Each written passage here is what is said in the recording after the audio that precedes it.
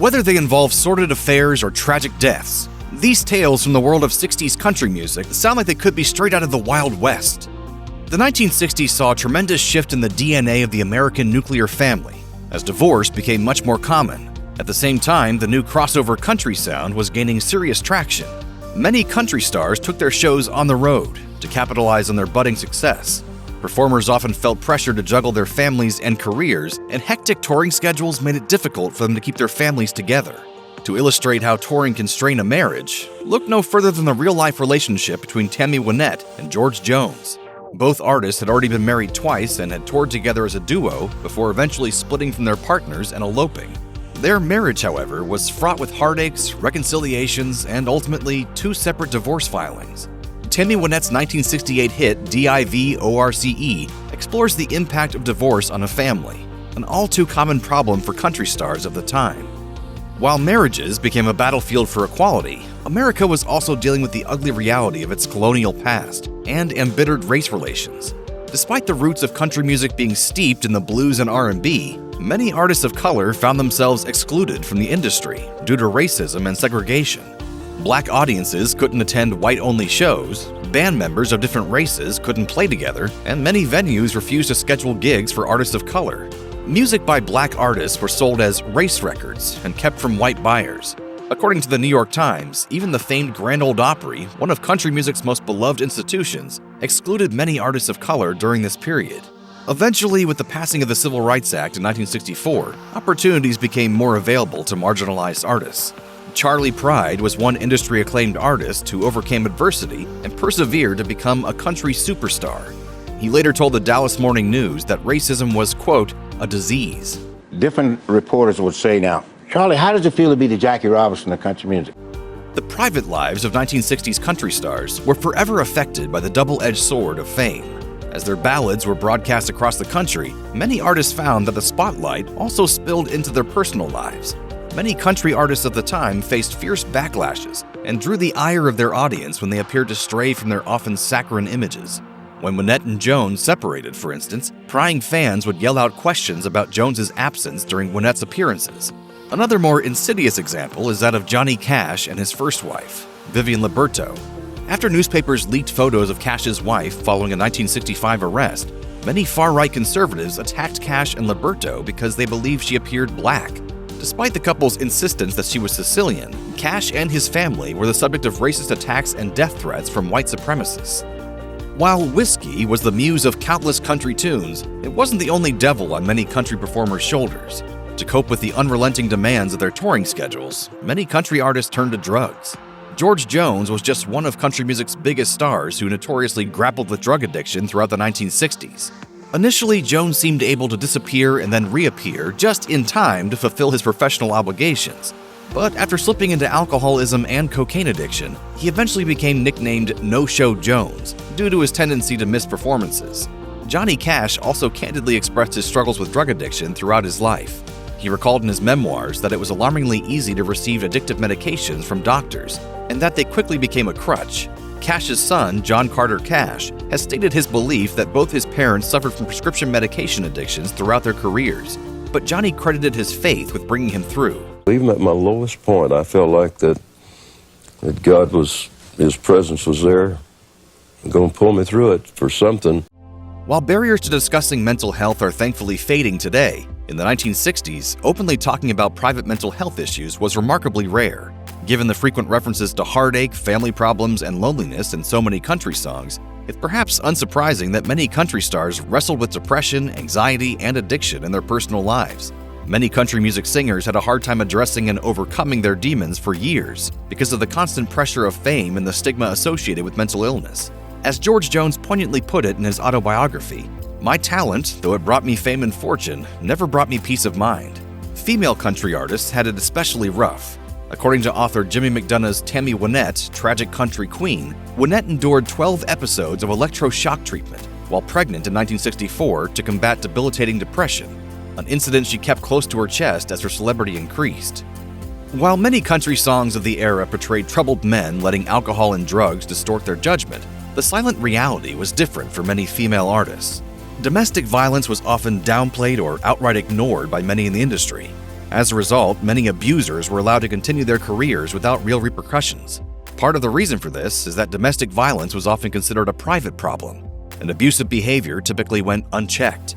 Another significant factor is likely the 1960s country music industry being so heavily male-dominated, which perhaps led to a tolerance of such behaviors.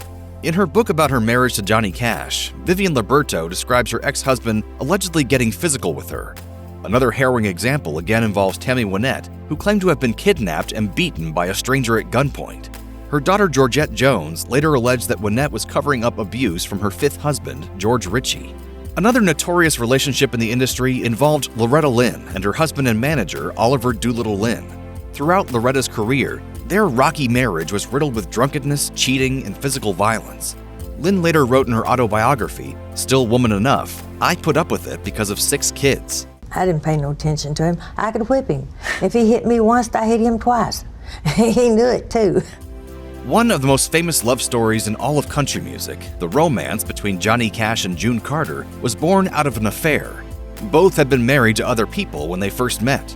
Their happy ending wasn't so happy though, and it wasn't the end of Cash's infidelities. According to Robert Hilburn's book, Johnny Cash: The Life, it's believed Cash even had an affair with June Carter's sister, Anita. Loretta Lynn, for her part, often used the heartbreak of her stormy marriage and her husband's serial infidelities to create lasting songs connecting with a large section of her audience. Fist City is a prime example of one of Lynn's hits concerning her husband's affairs. Bizarrely, Loretta conceded to the Wall Street Journal that as her spouse and manager, Oliver was frequently entitled to a share of her royalties and earnings, implying that, in a strange way, he ultimately got paid for his adultery too. Women were frequently underrepresented in 1960s country music, often serving as backup vocalists rather than songwriters headlining national tours. Looking back through the prism of today's beliefs, women are frequently represented as suffering or relegated as objects of desire in the songs. Yet despite this, many of the era's female songwriters became stars who forever changed the genre. Patsy Cline, for instance, bucked social norms and is now considered a trendsetter for women in country music. Dolly Parton is another. In her 1967 hit Dumb Blonde, she defiantly sings "This dumb blonde ain't nobody's fool," challenging many of the sexist attitudes she likely experienced. Of course, Loretta Lynn is another noteworthy example of a woman who demanded autonomy and a career. By 15, she was married, and by the mid-1960s, she already had 6 kids. Yet when she released her most controversial song, The Pill, a song extolling the freedom contraception offers women, it courted controversy. According to Time, the song remains so scandalous today that many radio stations still refuse to play it on the air.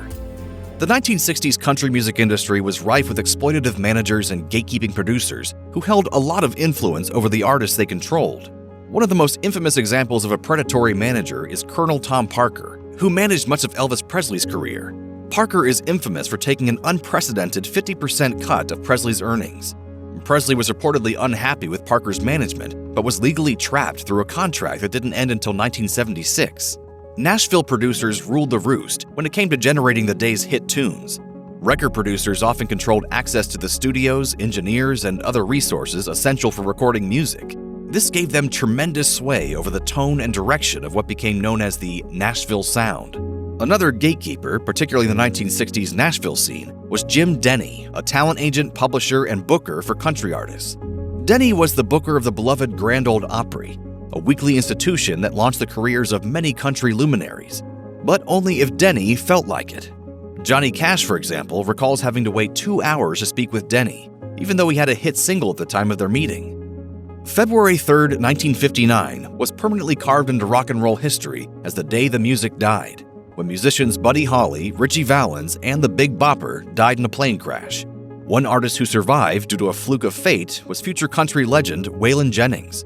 Jennings was supposed to be on the plane, but gave his seat to the Big Bopper, who was sick with the flu. The loss of his friends would haunt Jennings for the rest of his life. I never a week goes by that I don't think of something about Buddy and those guys. Sadly, those lost lives weren't an anomaly. Touring was dangerous, with long hours and old equipment contributing to numerous tragedies. In 1963, Patsy Cline and 2 other popular country stars, Hawkshaw Hawkins and Cowboy Copas, also died in a plane crash while returning from a concert. A year later, Nashville sound veteran Jim Reeves was lost in another plane crash. Unfortunately, the skies were not the only peril. Many country stars also got into catastrophic collisions on the road. Taste of Country reports that Klein had already survived one such car crash in 1961. A rising star who wasn't so lucky was Johnny Horton. He was killed in a car accident in 1960 while driving back from a concert in Austin, Texas. What goes up must come down, as the saying goes. Tastes change and culture changes with them.